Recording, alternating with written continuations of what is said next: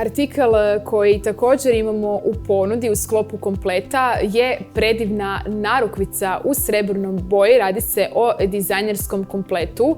Znači idealna narukvica u srebrnoj boji u kombinaciji sa crvenim cirkonom. Radi se o tamno crvenom cirkonu. Također u ovoj promotivnoj cijeni možete dobiti dva artikla, točnije u sklopu promotivne cijene dobivate dva artikla, naušnice i narukvicu. Oni su naravno u kompletu, tako da se radi o identičnim modelima koji dolaze u srebrnoj varijanti, kao što smo i ranije naglasili, u kombinaciji sa crvenim dragim kamenom, znači crvenom perlicom, odnosno detaljem koji podsjeća na crveni dragi kamen. Sad ćemo i pokazati kako ova predivna narukvica izgleda. Ja ću je ovako uzeti u ruku. Znači radi se o dizajnerskom modelu narukvice koja podsjeća na cvjetiće koji su ovako sa ovom elegantnom srebrnom kopčom spojeni u predivan sklad. Također i ova kopča je usklađena zajedno sa narukvicom i vrlo jednostavno se narukvica kopča.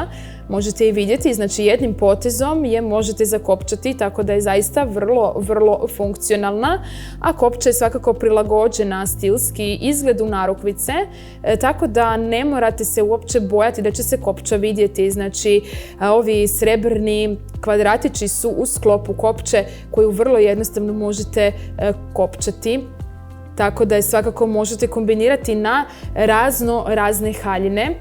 Radi se o kombinaciji koja idealno stoji uz neku tamno crvenu haljinu, ali naravno srebrna boja se može kombinirati i recimo uz neku bijelu ili bež haljinu. Zaista se radi o vrlo elegantnom modelu. Također u sklopu ovog kompleta dobivate i naušnice koje su specifične zato što u gornjem dijelu imaju ovaj predivan, znači bezbeni cirkon i cirkončići su također prisutni.